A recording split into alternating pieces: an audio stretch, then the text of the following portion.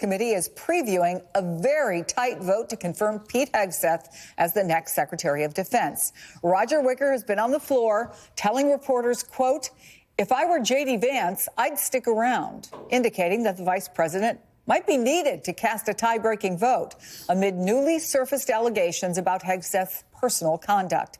NBC's Julie Sirkin is reporting from Capitol Hill. Tim Miller is host of the Bulwark podcast and an MSNBC political analyst. So, Julie, how is this looking? Is the vote really potentially that close?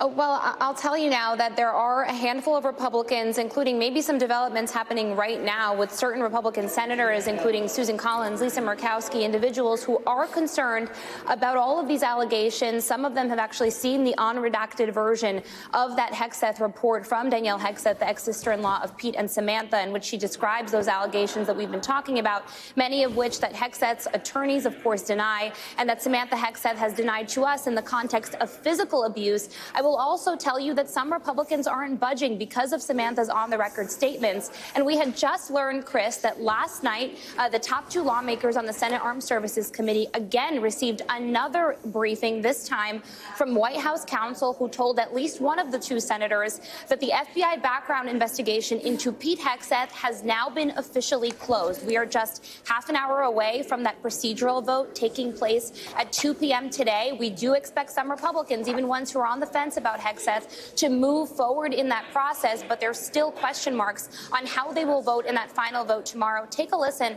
to some of what we've heard from them. It's really hard to buy into the affidavit when the ex-wife has also sworn that it did not happen. Are you asking if I am inclined to move from a yes vote?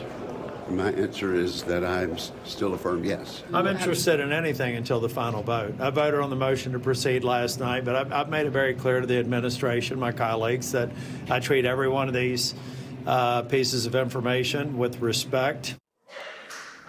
Now, I can share with you, Chris, that we are expecting a statement from Senator Lisa Murkowski of Alaska very, very soon on where she stands on Hegseth, and that Senator Roger Wicker told my colleague Frank Thorpe earlier today that if he were J.D. Vance, he would stick around for a potential tie-breaking vote tomorrow night.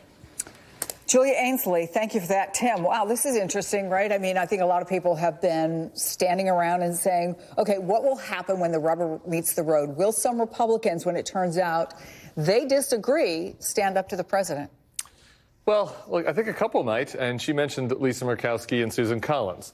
Here's the thing, though. The Republicans have 53 seats in the Senate, right? So you need 4 Republicans to actually drop any of these nominees. That's why J.D. Vance has to stick around, right? If there's a third person, then he would be the tie-breaking vote. You would assume he would vote for all of the president's nominees. So I think that you might see this from Collins and Murkowski.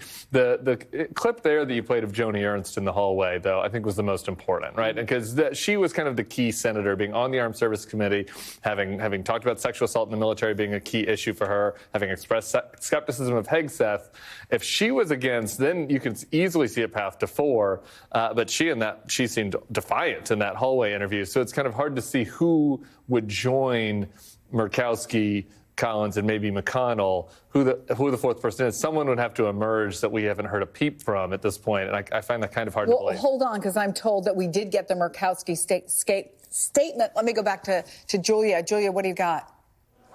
Yeah, Chris. Well, Senator Murkowski says in a very, very long statement that I'm just going through. I should note this is the one that she posted and then deleted. Now it is official again. She says the leader of the Department of Defense must demonstrate and model the standards of behavior and character we expect of all service members, and Mr. Hegseth's nomination to the role poses significant concerns that I cannot overlook. Given the global security environment we're operating in, it is critical that we confirm a Secretary of Defense. However, I regret that I am unable to support Mr. Hegseth. This is big because she is, of course, one of the names that we've been hearing about that has been concerned about these allegations. Even before Danielle Hegseth signed her name on that sworn affidavit, they've been talking to whistleblowers who, in the words of Senator Thom Tillis yesterday, have corroborated some of these details, have provided interesting accounts. Murkowski's statement here is extremely notable, but it really doesn't mean much unless 3 other Republicans at least vote no with her to bring Hegseth down tomorrow night in that final vote. That remains an open question because, remember, J.D. Vance is able to break any tie, even if there are 3 Republicans who vote against him. We also don't know, for example, what Senator Fetterman is going to do.